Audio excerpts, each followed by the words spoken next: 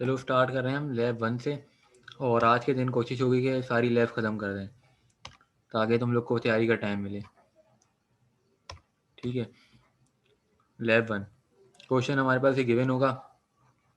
Question के अंदर तुम्हें क्या चीज़ें गिवन है ये देख लो। तुम्हें एक एज का कॉलम गिवन है, मेल्स, फीमेल्स और मायोरीज, नॉन मायोरीज।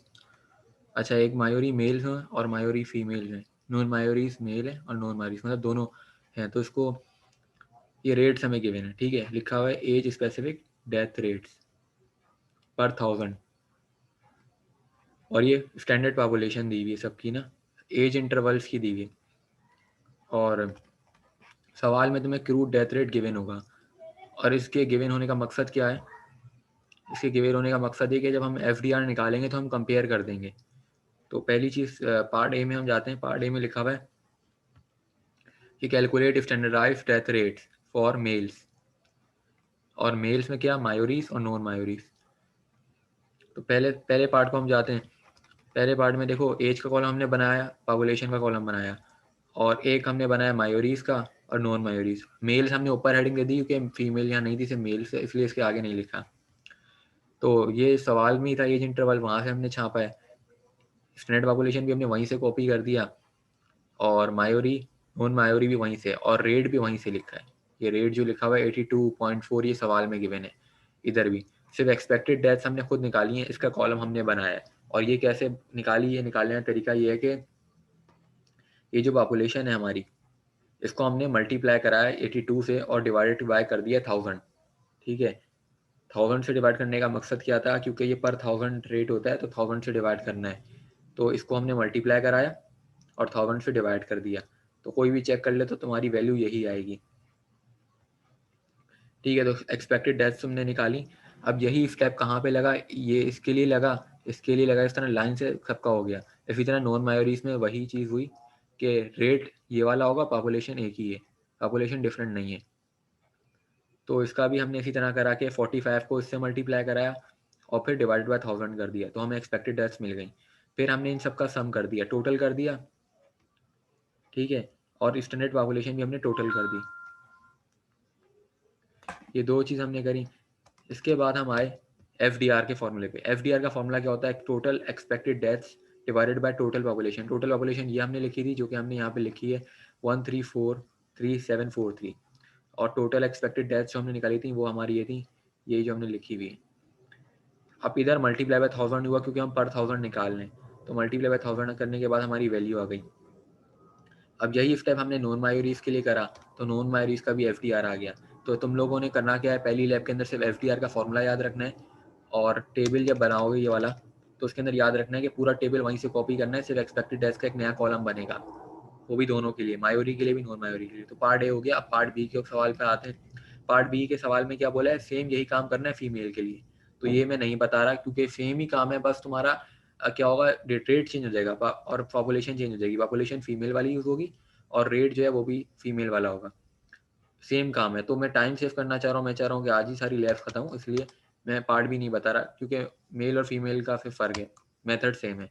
पार्ट सी पर आते हैं। पार्ट सी के अंदर ये बोला जा रहा है कि एज सेक्स डिस्ट्रीब्यूशन, मतलब ये कि हमने मेल फीमेल का फ़र्क ख़त्म करके सिर्फ जो हमारी पॉपुलेशन है उसमें सिर्फ दो डिफरेंस फैक्टर रखने। एक फैक्टर होगा मायोरी का और एक नॉन मायोरी का। तो इसमें होगा क्या, जो हमारा रेट है वो भी ऐड हो जाएगा। मायोरी का जैसे 82.4 रेट है, और इधर भी मायोरी फीमेल्स का जो रेट है ये ऐड हो जाएगा। इसी तरह मेल फीमेल की पॉपुलेशन ऐड हो जाएगी। तो जो हमारा नया टेबल, ऐसा टेबल भी हम बना सकते हैं। हमारे पास दो रास्ते हैं कि हम टेबल क्रिएट कर दें। नया टेबल में क्या होगा, मेल फीमेल की पॉपुलेशन ऐड हो जाएगी, और मायोरी मेल्स और मायोरी फीमेल्स का रेट ऐड हो जाएगा, क्योंकि हम इस बार ऐड करके सिर्फ मायोरी और नॉन मायोरी के डिफरेंस पे बात कर रहे हैं। हम बात नहीं कर रहे किस पे, मेल फीमेल पे, क्योंकि हमने एक ऐसी वो बनाना है, उस पर रेट निकालना है, मेल फीमेल का फ़र्क नहीं रखना। तो पार्ट सी में आते हैं। तो पार्ट सी मैंने क्या करा है कि पॉपुलेशन, मेल पॉपुलेशन और फीमेल पॉपुलेशन को ऐड कर दिया, टोटल पॉपुलेशन आ गई। और एक्सपेक्टेड डेथ्स फॉर मेल मायोरीज और एक्सपेक्टेड डेथ्स फॉर फीमेल मायोरीज, जो हमने पहले टेबल बनाया था उसी से उठाई वैल्यूज और उनको ऐड कर दिया। और इसी तरह एक्सपेक्टेड डेथ्स फॉर नॉन मायोरीज और मेल फीमेल्स को ऐड कर दिया। तो एफडीआर जो हमने निकाला ना वो सिर्फ इस बार मायोरी के लिए हो रहा है, मेल फीमेल नहीं है, क्योंकि हमने मेल और फीमेल का रेट को भी ऐड कर दिया और पॉपुलेशन को भी ऐड कर दिया, तो इससे हमें मिल गया ये। तो यार आप ये जरा शुरू से बता दोगे दोबारा से?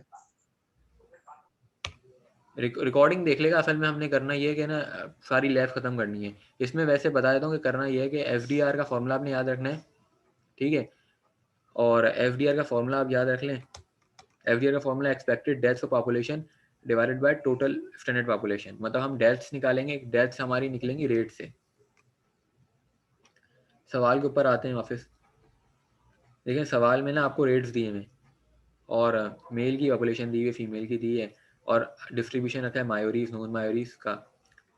तो आपने क्या करना है, रेट को मल्टीप्लाई करा देना है पॉपुलेशन से। इस जैसे मेल की पॉपुलेशन है ये, और ये रेट है, मल्टीप्लाई करा दिया और डिवाइडेड बाय 1000 कर दिया आपने, तो आपको मिलेंगी एक्सपेक्टेड डेथ्स। और डिवाइडेड बाय 1000 करने की वजह ये है कि यहाँ पे पर 1000 लिखा हुआ है, मतलब ये जो वैल्यूज हैं पहली 1000 से मल्टीप्लाइड है, इस वजह से हमने इसको 1000 से डिवाइड करना है। अच्छा, जिससे हमें डिवाइड कराना होगा वो हमें दी जाएगी वैल्यू, जैसे अगर 100 होगा। हाँ यहाँ पे लिखा होगा ना, ऐसे पर 1000 है तो पर 100 लिखा हो, लेकिन सवाल यही आते ठीक हैं, है। सवाल में चेंज नहीं आता पेपर में। तो आपको मेल और फीमेल की ऑपरेशन दी हुई है और रेट भी दिया हुआ है, तो आपने एक्सपेक्टेड डेथ निकाल लेंगे सिंपल। और एक्सपेक्टेड डेथ को आपने क्या करना है, एफडीआर का फॉर्मूला जो आपको पता है, जो मैंने अभी बताया कि एक्सपेक्टेड डेथ्स को हमने टोटल कर देना है और टोटल पॉपुलेशन से डिवाइड करा के मल्टीप्लाई बाय 1000 करना है, एफडीआर आ जाएगा। तो ये पहली लैब बिल्कुल सिंपल है। इसमें जो टेबल बना हुआ है ये मैंने बनाया सोल्यूशन के लिए, तो सारी वैल्यूज हमने वहीं से ऊपर वाले सवाल से उठाई है, सिर्फ एक्सपेक्टेड डेथ से एक नया कॉलम आ गया। और ये कॉलम उसी तरह बना है कि 82.4 को मल्टीप्लाई करा इससे और फिर 1000 से डिवाइड कर दिया, तो ये वैल्यू आ गई। इसी तरह ये सारी वैल्यूज आई और एंड में सम आए, टोटल आए, और यही टोटल वैल्यू हमने एफडीआर के फॉर्मूले में डाली है, ये वाले फॉर्मूले में। तो लैब 1 इसी तरह हमारी। अब हम लैब 2 पे आ जाते हैं, क्योंकि सारी मेथड जो है सेम है, इस पर ज़्यादा टाइम लगाने का फ़ायदा नहीं। लैब 2 जो है, इसके अंदर हमें पॉपुलेशन दी है, डेथ दिया हुआ है, डेथ रेट दिया हुआ है, और कंट्री ए कंट्री बी में फ़र्क रखा हुआ है कि दो कंट्रीज हैं उनकी बात हो रही है। तो यहाँ पे हमने कैलकुलेट करना है crude death rate for both countries. हमें सबसे पहले क्रूड डेथ रेट कैलकुलेट करना है। क्रूड डेथ रेट का फॉर्मूला क्या होता है, total deaths divided by total population multiply by 1000। तो टोटल डेथ्स हमारी क्या है, कंट्री ए की जो डेथ्स है ना, ये इन सबको ऐड करा हमने तो 8400 आई वैल्यू, ये वैल्यू, ये डेथ्स इन सबको ऐड करा तो हमारी ये वैल्यू आई, ठीक है। टोटल डेथ्स हो गई, और टोटल पॉपुलेशन की जो पॉपुलेशन थी यहाँ पे टेबल गिवन होगा, ये से आपने सम करना होगा, तो सम करा हमने तो टोटल पॉपुलेशन भी आ गई। तो क्रूड डेथ रेट के फॉर्मूले में हमने डाल दिया ये, ठीक है। Total deaths divided by total population multiply by 1000, तो क्रूड डेथ रेट आ गया। इस तरह कंट्री ए का निकाला और फिर कंट्री बी का भी इसी तरह निकल जाएगा। फिर आगे आ जाते हैं।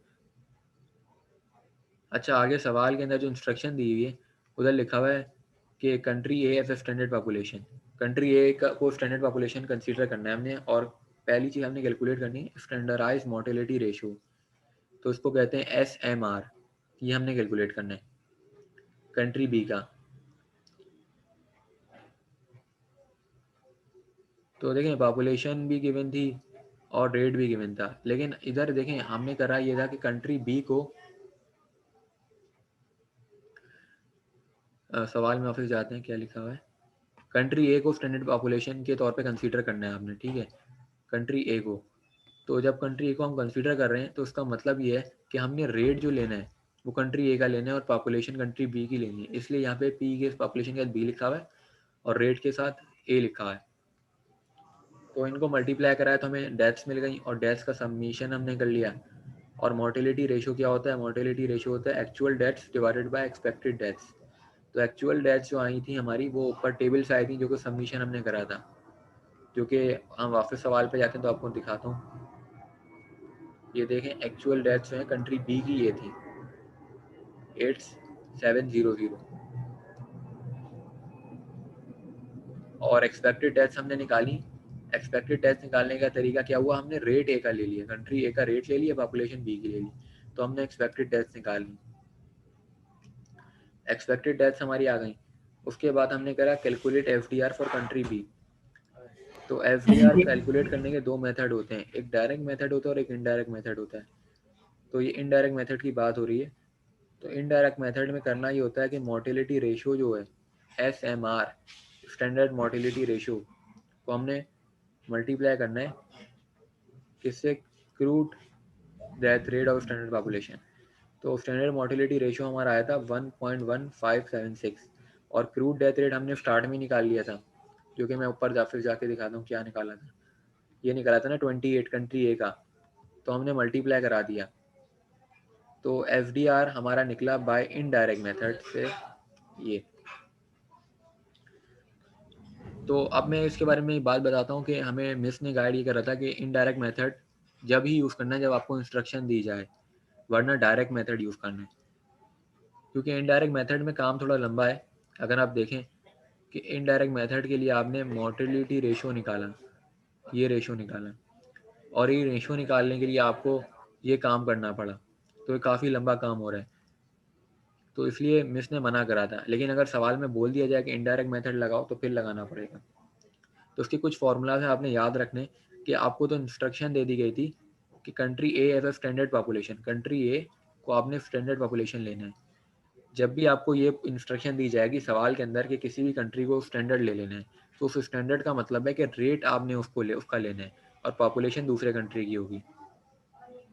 पॉपुलेशन आपने बी की ले ली और रेट ए का ले लिया, और इससे एक्सपेक्टेड डेथ्स निकल गई आपकी, उनका सम कर लिया, और एक्चुअल डेथ्स जो थी, जो हमारी एक्चुअल डेथ्स क्या थी जो हमें गिवन है सवाल के अंदर, सवाल के अंदर हम गए तो एक्चुअल डेथ्स गिवन है कंट्री बी की, जो कि हमने खुद निकाली ऐड करके। तो actual deaths divided by expected deaths, तो हमें वैल्यू मिल गई 1.1756।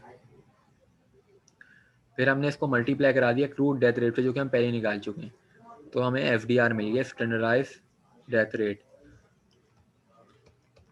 अब डायरेक्ट मेथड से भी करना था हमें, सवाल में दोनों चीज़ें से करने को बोला गया था, इसलिए हम दोनों मेथड लगा रहे हैं। तो डायरेक्ट मेथड जो होता है इसमें क्या होता है, एक सवाल ये पूछना था, मिसाल के तौर पे इन्होंने बोला हुआ है कि country A as a standard population, तो अगर ये बोलते हैं कि country B as a standard population, तो हम जब एक्सपेक्टेड डेथ्स कैलकुलेट कर रहे होते तो उसमें हमारा फॉर्मूला उलट हो जाता ना, यानी फिर DI प्राइम और PI प्राइम लिया हुआ है और पॉपुलेशन बी की ली हुई है, फिर पॉपुलेशन ए की लेते हैं ना। अगर सवाल में मेंशन करते तब लेते, सवाल में उन्होंने लिख के दिया है कि कंट्री ए जो है वो स्टैंडर्ड पॉपुलेशन है। अच्छा दूसरी बात ये कि हमें जिसके लिए निकालना है ना उसकी पॉपुलेशन आती है, कंट्री बी के लिए हम काम कर रहे हैं ना अभी, तो कंट्री बी की पॉपुलेशन आएगी, ठीक है। अच्छा, और रेट दूसरी कंट्री का आएगा। हाँ रेट ऐसा थोड़ी हो, अगर तुम रेट भी एक का ले रहे हो, पॉपुलेशन भी एक का ले रहे हो, तो फिर तो फायदा ही नहीं हुआ ना स्टैंडर्ड बोलने का। सही है, सही है, सही तो है। इसका मकसद यही है कि रेट डिफरेंट लेना है, और जिस कंट्री के लिए हमें बोला जाए उसकी पॉपुलेशन लाजमी है, वरना तो फिर दूसरे कंट्री के लिए बात हो जाएगी। ठीक है, ठीक है। अब डायरेक्ट मेथड जो है, ये डायरेक्ट मेथड के लिए करना क्या आपने, ये देखें डायरेक्ट मेथड बिल्कुल सिंपल है, expected death of the population divided by total population, जो कि हमने लैब 1 में करा है, डायरेक्ट मेथड था लैब 1 में, उसमें भी FDR निकाला है ना हमने। तो लेकिन इधर क्या बोला गया था, using country B as a standard population, हम कंट्री ए के लिए निकाल लेते तो पॉपुलेशन जो है कंट्री ए के लिए आई, कंट्री ए की आई, ठीक है, और डेथ रेट जो है कंट्री बी का आया।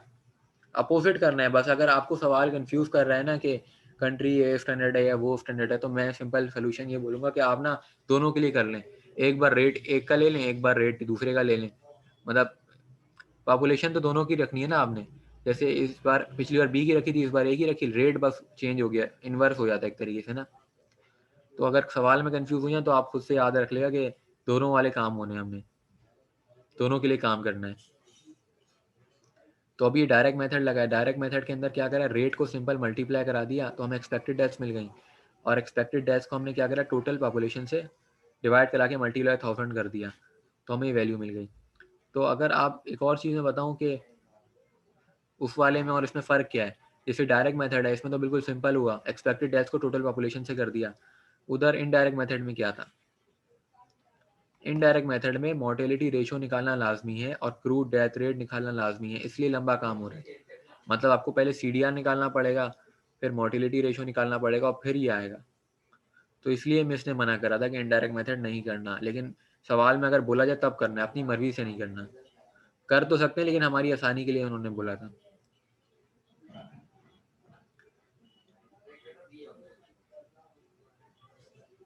ठीक है, अब लैब 3 पर आ गए हम। लैब 3 में कुछ भी नहीं है, आपने सिर्फ कमेंट्स करना है। आपको ये इस तरह टेबल है ना, ये गिवन होगा, ठीक है, जिसके अंदर आपको ना रेट दिए हुए, NRR दिया हुआ है, GRR दिया हुआ है, जनरल फर्टिलिटी रेट दिया हुआ है, क्रूड बर्थ रेट दिया, सब दिया हुआ है, ठीक है। तो आपने क्या करना है, कमेंट करना है। कमेंट किस तरह करना है वो मैं दिखाता हूँ। आपने ग्राफ भी बनाना होगा, ग्राफ भी उधर के डेटा से देख के बनाएगा। अच्छा, इस तरह का सवाल मैं तो अटेम्प्ट नहीं करूँगा, क्योंकि कमेंट्स के अंदर ना आप मार्क खा सकते हैं, कैलकुलेशन में नंबर मिल जाते हैं। कमेंट्स में इसको पसंद नहीं आया, कमेंट्स को मार्किंग में मसला हो जाएगा, इसलिए मैं अटेम्प्ट नहीं करूँगा। लेकिन ये करा फिर भी मैं रहा हूँ। कमेंट्स इस तरीके से है कि crude birth rate under 20 per 1000 in all countries accept,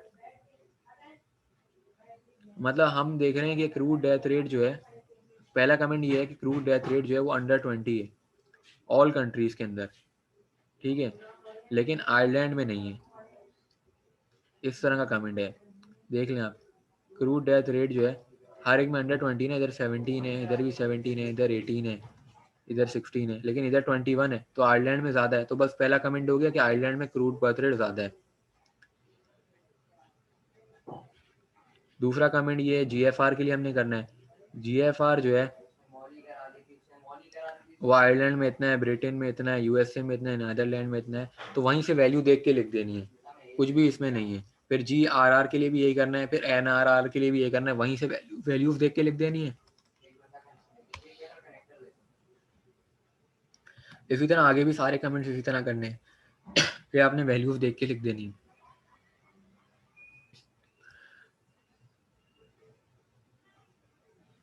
अब हम लैब 4 पर आ गए। टोटल 10 लैब्स हैं, कोशिश है कि आज ही खत्म कर दें डेमो। हम 4 लैब पर आ गए, तो इधर आपको ये सब गिवन होगा। तो आपको एज भी गिवन है, एज के इंटरवल और पॉपुलेशन भी गिवन है, रेट भी गिवन आतिश है। सवाल पढ़ लो, पहले सवाल पढ़ के बता दो एक दफा। सवाल पढ़ लो। In 1967 crude birth rate for urban areas of Finland, namely crude birth rate given है, पहली चीज़, ठीक है। उसके बाद क्रूड बर्थ रेट जो है ये पहले फीमेल्स का था, ठीक है, रूरल एरियाज का, और फिर ये दोबारा दिया हुआ है। फिर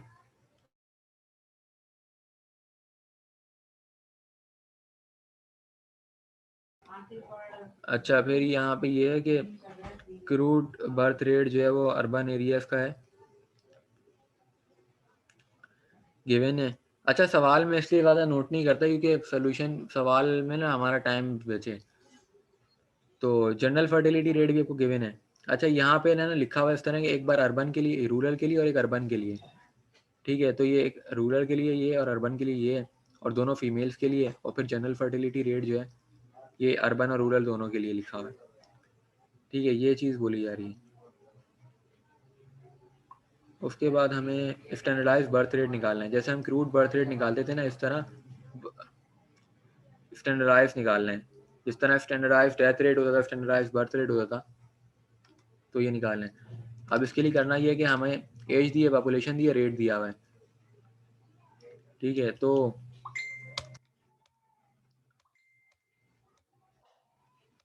हमने अर्बन के लिए सबसे पहले करा, जो पॉपुलेशन थी, जो रेट था, दोनों को मल्टीप्लाई करा दिया, ठीक है। पॉपुलेशन और रेट को मल्टीप्लाई करा दिया तो उनका सम निकाला हमने, हमें मिल गया सम किसका, एक्सपेक्टेड बर्थ का।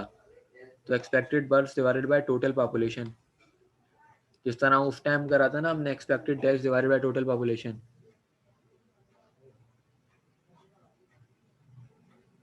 इसी तरह इधर बर्थ के लिए करना है। तो सिमिलर मेथड है वो उससे। इसी तरह रूरल के लिए भी हमने ये करा है, पॉपुलेशन है, रेट है। अच्छा, एक बात ये कि रेट आपको सवाल में ना मल्टीप्लाई बाय 1000 के साथ मिला हुआ था, यहाँ पे 1000 मल्टीप्लाइड था, तो यहाँ पे डिवाइड किया गया तभी वैल्यू पॉइंट में आई। अगर आप लोग नोट्स खोलेंगे, ऊपर में सवाल में वापस जाता हूँ, तो आप लोग देखा रेट्स पे वैल्यू ये नहीं थी, जैसे इधर आ रही है ना 0.0147, सवाल में वैल्यू नहीं मिलेगी, देख रहे हैं सवाल में आ रही है 14.7, इसको जब आप 1000 से डिवाइड करेंगे ना तो आपको वो वाली वैल्यू मिलेगी। इस तरह आपने सारे रेट्स को 1000 से डिवाइड करना पड़ेगा। सही। तो करना क्या है, आपको पॉपुलेशन गिवन है, रेट्स गिवन है, लेकिन रेट्स को 1000 से डिवाइड भी करना है और पॉपुलेशन को फिर मल्टीप्लाई कर देना है। यही चीज़ है ना। देखें इधर मल्टीप्लाई बाय 1000 नहीं लिखा हुआ, लेकिन उधर मैंने सवाल के आगे लिखा हुआ है, इधर मैंने लिखा हुआ है मल्टीप्लाई बाय 1000। क्यों? क्योंकि हुई हुई है पहले से ही, तो हमने इसको डिवाइड करना है। हमने डिवाइड करा तो ये सिंगल लिखा हुआ है, और पॉपुलेशन लिखी है, मल्टीप्लाई करा तो हमें एक्सपेक्टेड बर्थ्स मिल गई, इनका सम निकाल दिया और टोटल पॉपुलेशन भी हमें सवाल में गिवन थी, तो हमें SBR मिल गया। तो सारे लैब शुरू की 4 लैब ना एक दूसरे से लिंक हैं, मतलब फॉर्मूला बस CDR का है, फिर बर्थ का इस तरह है, ठीक है। फिर एंड में हमने कमेंट कर दिया कि CBR अर्बन का इतना था, रूरल का इतना था, GFR ये GFR जो है और ये SBR है ये गिवन था, ये भी से हमने वहीं से वैल्यू उठा के लिखी और कमेंट कर दी अपनी मर्जी से कुछ भी कि क्रूड बर्थ रेट और जनरल फर्टिलिटी रेट जो है वो अर्बन एरियाज में ज़्यादा है और रूरल में कम है, ठीक है, और जो स्टैंडर्डाइज बर्थ रेट है वो रूरल में ज़्यादा है। ये कमेंट हमने लिख दिया। तो हमारी अब 4 लैब कंप्लीट हो गई। और ये जो ग्राफ बना हुआ है ना, ये एक नेट से वैल्यू निकालने को हमें बोली थी और इसका ग्राफ बनाने को बोला था, लेकिन पेपर में ये नहीं आएगा क्योंकि इतना टाइम होगा नहीं, 3 घंटे में ग्राफ बनते हैं इस तरह के, तो ये पेपर के में लिहाज से नहीं है, ठीक है। ये मतलब एक असाइनमेंट के तौर पे था क्लास में, मतलब असाइनमेंट के नंबर भी नहीं है लेकिन वैसी हमारी एक्टिविटी के तौर पे था ये। तो अब हम लैब 5 पर आते हैं। ये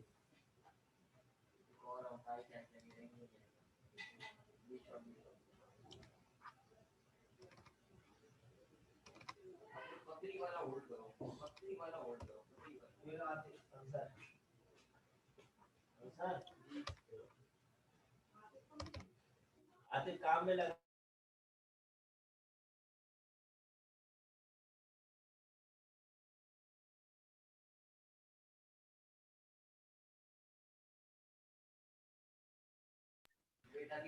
अच्छा ये लैब 5 है।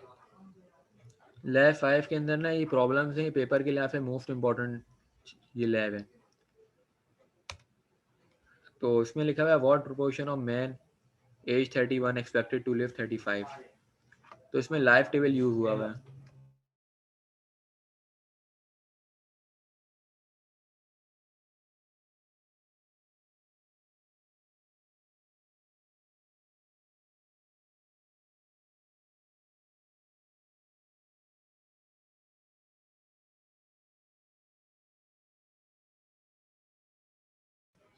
अच्छा मैं ये बोला था कि ये मोस्ट इम्पॉर्टेंट है और इसमें एज 31 दी हुई और एज 35 दी है, और हमसे प्रोपोर्शन मांग रहे हैं कि कब तक क्या प्रोपोर्शन है कि 31 वाला बंदा 35 साल तक सर्वाइव करेगा। तो लाइफ टेबल जो है ना हमारा ऑस्ट्रेलिया का है कितनी AM61। लैब्स हैं टोटल? क्या टोटल लैब्स कितनी है?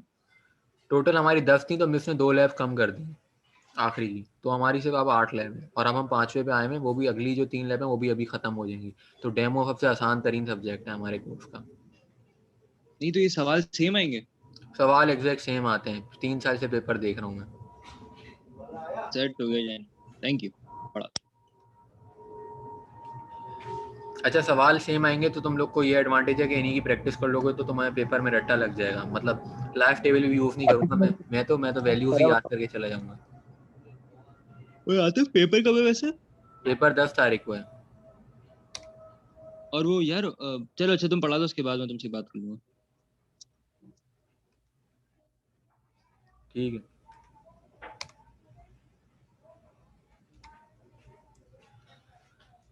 अच्छा यहाँ पे हमने करना ये कि देखो एज 31 पे ना पॉपुलेशन ज़्यादा जिंदा रहेगी, तुम्हें पता है कि 31 साल के बंदे ज़्यादा होंगे, मतलब उनकी एज ज़्यादा है, चांसेस जिंदा रहने के ज़्यादा हैं, और 35 साल के जो बंदे हैं वो कम है। तो बड़ी चीज़ हमेशा क्या आती है, डिवाइड में आती है। तो इसलिए L31 जो है ये लाइफ टेबल में होता है, L कॉलम, वहाँ से वैल्यू निकालनी है, लाइफ टेबल लेके जाना होगा पेपर में, और बस तुमने करना ये है कि डिवाइड करना है, डिवाइड करना है 35 को 31 से। तो ये तुम्हें प्रोबेबिलिटी मिल गई एक तरीके से ना, जो पूछी जा रही थी कि क्या प्रोबेबिलिटी है। तो सिंपल ये काम है, अभी जो वर्डिंग लिखी है ना ये लिखने की कोई ज़रूरत नहीं है, या अपनी वर्डिंग में लिख दो क्या लिखा हुआ है कि 31 L31 पे वैल्यू ये है और L35 पे वैल्यू ये है, L35 पे वैल्यू ये है। उसके बाद प्रॉब्लम 2 पर आ जाते हैं। प्रॉब्लम 2 में बोल रहे हैं कि 32 जो एज है और ये इनकी अभी 32 एज है और ये कब मरेंगे लोग, और 34 की बात करनी है कि 34 तक क्या चांसेस हैं कि ये लोग मर जाएं। ऊपर वाले सवाल में बात हो रही थी लिविंग की, ठीक है, तो इसलिए एल यूज हुआ था। एल होता है लाइफ टेबल में लिविंग के लिए, और यहाँ डेथ की हो रही है, तो लाइफ टेबल में डेथ का कॉलम होता है डी। तो हमने करना ये कि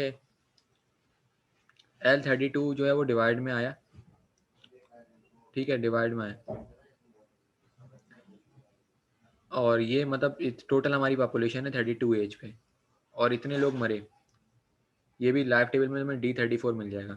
तो हमें ये जो प्रोबेबिलिटी मिली कि 32 से 34 के दरमियान तक मरने की प्रोबेबिलिटी है, तो ये हमसे पूछी गई थी। फिर इसी तरह हम प्रॉब्लम 3 पर आ जाते हैं। प्रॉब्लम 3 के अंदर हमें बोला जा रहा है कि लिमिटिंग फैक्टर दे दिया गया। लिमिटिंग फैक्टर का मतलब ये होता है कि हमारी जो टोटल पॉपुलेशन है वो तो काफ़ी ज़्यादा है लाइफ टेबल में, लेकिन हम सिर्फ 3000 लोगों के लिए कर रहे हैं प्रोबेबिलिटी कैलकुलेट, और हमें ये बोला जा रहा है कि 31 से 35 तक की एज तक के मरने की क्या एक्सपेक्टेशन है, एक्सपेक्टेड बोल रहे हैं टू डाई, और अभी जो प्रेजेंट एज है वो 30 है। तो प्रेजेंट एज 30 है, तो L30 जो है वो तुम्हारा लाइफ टेबल में मिल जाएगा 94,000, और L31 जो है ये भी लाइफ टेबल मिल जाएगा। तो उसके बाद हमने करना ये है कि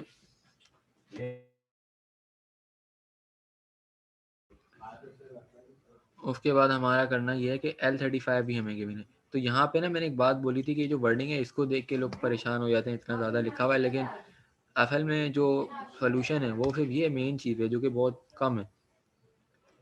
तो ये हुआ किस तरीके से, ये हुआ इस तरीके से कि मैंने बात बोली थी कि जो भी हमारी प्रेजेंट एज होती है, सवाल को अंडरस्टैंड इस तरह करना है, जितने भी सवाल अब तक हमने देखे हैं उनमें जब भी ये होगा ना एज ना हो 30, तो जो भी प्रेजेंट एज है वो हमारी डिवाइड में आती है। तो ये L30 डिवाइड में है। ऊपर वाले अगर हम सवाल में वापस जाएं तो वहाँ पे बोला गया था ना नाउ एज 32, तो नाउ एज 32 जब भी आएगा तो वो डिवाइड में आएगा, मतलब नाउ के साथ एज और फिर नंबर वो हमेशा डिवाइड में आता है। इसी तरह पहली प्रॉब्लम पे जाओ तो लिखा हुआ है मैन एज 31, तो 31 डिवाइड में है। तो ये एक ट्रिक है कि तुम्हें याद रखना है कि जब भी जो भी प्रेजेंट एज है वो डिवाइड में आती है। तो उसके बाद ये थर्ड प्रॉब्लम में जो हमारा है कि 33,000 हमें बोला गया था, तो जब भी हमें कोई नंबर दे दिया जाए ना कि हमें 3000 के लिए कैलकुलेट करना है या 10,000 के लिए, तो वो सिंपल मल्टीप्लाई होता है और कुछ नहीं होता। और माइनस ये हमने क्यों करा है, माइनस इसलिए करा है कि हमें पता लगाना है कि कितने लोग मरे। तो हमें हमारे पास पता लगाने के दो रास्ते हैं कि हम डी कॉलम भी देख सकते हैं। डी कॉलम हम इस तरह देख सकते हैं कि D31 से D35 को हम ऐड कर दें, तो इधर जो सोल्यूशन हुआ है तो यहाँ पे यही चीज़ बोली जा रही है कि D31, D32, 33 और 34 को हम ऐड कर देंगे तब भी हमें यही वैल्यू मिलेगी, और अगर हम L31 और L35 को माइनस कर देंगे तब भी हमें यही वैल्यू मिलेगी। और इसको लॉजिकली बात यही है कि डी का मतलब होता है डेथ, तो 31 पे डेथ जो हुई वो ये रही, 32 पे डेथ हुई ये रही, तो इन सबको ऐड करेंगे तब भी ये मिलेगा। और एल का मतलब होता है लिविंग, तो 31 पे जितने लोग जिंदा हैं और 35 पे जितने लोग जिंदा हैं इनको जब हम माइनस करेंगे तब भी हमें पता चल जाएगा ना डिफरेंस, और डिफरेंस होगा डेथ का, तो वो तब भी डैश मिल जाएंगी। तो हमारे पास मिस ने बोला था कि आपने ना एल वाले कॉलम को यूज़ करना है, क्योंकि डेथ्स वाला जब आप यूज़ करोगे तो आपकी ख्वारी हो जाएगी, आपको 5-4 वैल्यू को ऐड करना पड़ेगा, तो एरर का चांस बढ़ जाएगा। तो बेहतर ये है कि जितनी डेथ्स निकालनी है तो आप लिविंग पॉपुलेशन को सब्ट्रैक्ट करके डेथ्स निकाल लो। तो हमने यही करा, 31 और 35 को सब्ट्रैक्ट करा तो हमें मिल गई डेथ्स जो कि 646 हैं, तो इसलिए हमने डेथ्स निकालनी, और टोटल पॉपुलेशन L30 थी और 3000 लोगों के लिए हम काम करें तो 3000 में सिंपल मल्टीप्लाई करा है, तो हमें पता चल गया कि इतने लोग मरेंगे। अब यहाँ पे परसेंटेज नहीं आई, लोग आए, क्योंकि सवाल में बोला गया था कि what are the average number. Average number जब भी बोला जाएगा तो तुम्हें नंबर बताने, प्रोपोर्शन नहीं बताना। पिछले सवाल में प्रोपोर्शन था तो इसलिए 0 पॉइंट समथिंग वैल्यूज आ रही थी, लेकिन इतने नंबर की बात हुई। तो उसके बाद प्रॉब्लम नंबर 4 पर आते हैं। प्रॉब्लम नंबर 4 में ये बात बोल रहे हैं कि what is the chance that a female age 31 and a male 33 both die within 20 years। तो दोनों 20 ईयर्स में डाई करें, ऐसी क्या चांस है। तो वही टेक्निक मैंने बताया कि अभी जो उनकी प्रेजेंट एज है वो 31 है, और उनकी जो 20 साल की बात हो रही, तो हम 20 साल ऐड करा देंगे 31 में और फिर माइनस करा देंगे। अब यहाँ पे ये दूसरा ऑप्शन भी था कि हम डेट्स को ऐड कर दें 31 से 50 तक, तो लेकिन कितनी ज़्यादा वैल्यूज होती, वो 20 वैल्यूज होती, तो बेहतर ही हम सब्ट्रैक्ट कर दें, हमारे लिए आसानी है।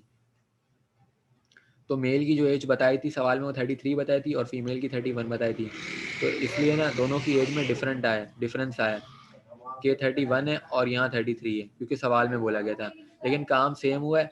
और दूसरी बात ये कि कहीं इधर सवाल में गलती ये हो सकती है कि जो तुम्हारा लाइफ टेबल है ना, वहाँ पे मेल और फीमेल का अलग अलग होता है, तो तुमने दोनों लाइफ टेबल लेके जाने, ऐसा नहीं कि एक लेके जाओ और मेल में और फीमेल में एक ही यूज़ कर दो, तो मसला हो जाएगा। तो अलग अलग लाइफ टेबल होंगे। तो ये बिल्कुल उसी तरह हुआ है, लेकिन आगे हमने मल्टीप्लाई क्यों करा, क्योंकि total probability of independent events जो होती है वो प्रोडक्ट होती है, दोनों इवेंट्स से आपस में कोई ताल्लुक नहीं था, तो जब हमने आपस में मल्टीप्लाई करा तो हमें टोटल प्रोबेबिलिटी मिल गई, और टोटल प्रोबेबिलिटी जो आई हमारी वाई 0.0384। तो अब ये प्रोबेबिलिटी जो है इसको हमने रेसिप्रोकल करा ताकि हम एक नंबर हमें मिल जाए, और वो नंबर हमें मिला 260। तो हमने लिखा कि 1 in 260, मतलब 260 में से 1 किसी एक के साथ इस तरह होगा, किसी एक फीमेल और फीमेल के साथ होगा कि वो 20 साल में मर जाएंगे और उनकी एज 31 और एक की 33 है। तो ये इस तरह है। अब अगला जो सवाल है 5, ये लिंक्ड है उससे। इसमें बोला गया कि उनका एक बच्चा भी होगा और वो मतलब यतीम हो जाएगा, तो ये बात हो रही है।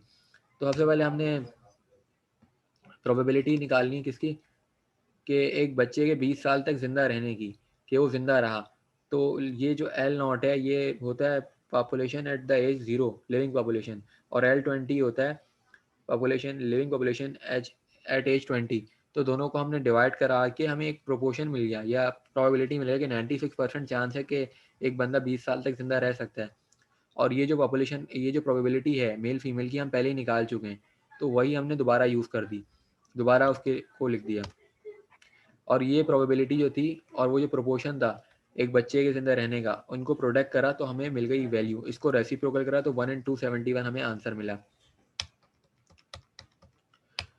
उसके बाद प्रॉब्लम नंबर 6 है, इसमें कंपनी की बात की जा रही है कि कंपनी जो है उसमें 1000 आदमी है, और उनको कंपनी जो है इंश्योरेंस एग्रीमेंट है कि 31 साल के 31 साल उनकी एज है और 35 साल तक पे उन्हें इंश्योरेंस मिलेगी। तो इसके अंदर है ये कि जो डायरेक्ट हमने डी टेबल यूज़ करना है कि कितने लोग मरे 31 पे, कितने 32 पे मरे, तो वो हमने वैल्यूज लाइफ टेबल से देख के लिखी हैं, और इनको मल्टीप्लाई हमने करा। पहली जो वैल्यू थी 100 थी, फिर दूसरी 200 थी, मतलब जो पॉलिसी है ये थी कि जो जितना बाद में मरेगा उसको उतना ज़्यादा पैसा मिलेगा। तो शुरू में जो मरे उनको सिर्फ $100 मिला, फिर बाद में जो मरे उनको 200, फिर इस तरह 400 तक गई बात। फिर इन सबको ऐड करके हमें टोटल पता चल गया इतना। लेकिन अब ये टोटल जो पता चला है, ये टोटल पता चला है इतनी ज़्यादा पॉपुलेशन के लिए, जो कि 94,577 है, और हमारी जो कंपनी है उसके अंदर सिर्फ 1000 लोग हैं। तो 1000 के लिए हम कैसे निकालेंगे, 1000 के लिए हम करेंगे कि टोटल पॉपुलेशन को डिवाइड करा देंगे 1000 से और फिर मल्टीप्लाई कराएंगे। तो ये जो हमें वैल्यू मिली ये सिर्फ 1000 बंदों के लिए मिली। तो अगर हम एक पॉलिसी लाते हैं तो उसमें हमें इतने पैसे देने पड़ जाएंगे, तो हमने ये कैलकुलेट करा इसकी मदद से। तो अगले सवाल पर हम आते हैं। अब इस सवाल के अंदर तुम्हें ना ये वैल्यूज़ दी हुई हैं, ठीक है। ये वैल्यूज़ हैं, ये ऐसी वैल्यूज़ हैं कि इसकी मदद से हम पूरा लाइफ टेबल क्रिएट कर सकते हैं, क्योंकि अगर हमें रेट ऑफ डाइंग ही मिल जाए खाली तो हमारे लिए कोई मसला ही नहीं है, हम पूरा लाइफ टेबल बना सकते हैं। तो ये जो L0 है ये हमारे लिए ज़रूरी होता है, क्योंकि हमें अपनी पॉपुलेशन स्टार्ट करनी होती है L0 से, और ये 40 से हमें Q दिया हुआ है, तो हम लाइफ टेबल जो बनाएंगे वो 40 से बनाएंगे। तो 40 से हमने बनाया लाइफ टेबल, और L0 जो था वो 1,00,000 था, ठीक है। लेकिन यहाँ पे 86,000 क्यों हुआ, क्योंकि सवाल के अंदर हिंट दी हुई थी, हिंट दी हुई थी कि एज 40 पे 86% पॉपुलेशन होगी। इस हिंट की वजह से हमने L40 जो लिया वो 86,000 लिया, ठीक है। और प्रोबेबिलिटी ऑफ डाइंग जो थी वो Q हमें गिवन थी, हमने 1 माइनस करा तो हमें P मिल गया, और Q को जब हमने पॉपुलेशन से मल्टीप्लाई करा तो नंबर ऑफ डेथ्स मिल गई। फिर नंबर ऑफ डेथ्स हमने सब्ट्रैक्ट कराई इससे, एल से, तो फिर हमें अगले ईयर की पॉपुलेशन मिल गई। फिर अगले ईयर की पॉपुलेशन को हमने क्यू से मल्टीप्लाई कराया तो हमें डेथ्स मिल गई अगले ईयर की। तो इस तरह ये पूरा सीक्वेंस से चलता चला गया और लाइफ टेबल हमारा बन गया। और जो बड़ा लाइफ टेबल होता है जिसके अंदर ज़्यादा वैल्यूज होती हैं वो भी इसी तरह से बनता है। उसमें सिर्फ हमें क्यू दिया होता है और हमने पी निकाल लेते हैं 1 माइनस करके, और क्यू से एल को मल्टीप्लाई करा के डेथ्स मिल जाती हैं, और फिर डेथ्स माइनस होती हैं इस वाले से, तो अगले ईयर की पॉपुलेशन आती है। फिर अगले ईयर की जो पॉपुलेशन है उसको हमने फिर मल्टीप्लाई करा, क्यू से डेथ्स मिल गई। तो इस तरह ये पूरा क्रिएट हो जाता है। तो हम प्रॉब्लम नंबर 8 पर आ जाते हैं। प्रॉब्लम नंबर 8 जो है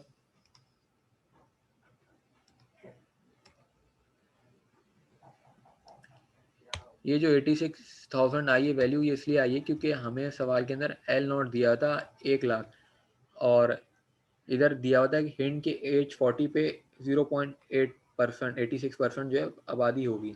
तो हम सिंपल मल्टीप्लाई करा देंगे 0.86 को 1 लाख से, तो हमें वैल्यू मिल जाएगी 86,000। उसके बाद प्रॉब्लम नंबर 8 है। अब प्रॉब्लम नंबर 8 में ना स्टेशनरी कंडीशन की बात की जा रही है। स्टेशनरी कंडीशन जब आती है तो हमें लाइफ टेबल में कैपिटल एल को देखना होता है, ना कि हमें स्मॉल एल को देखें।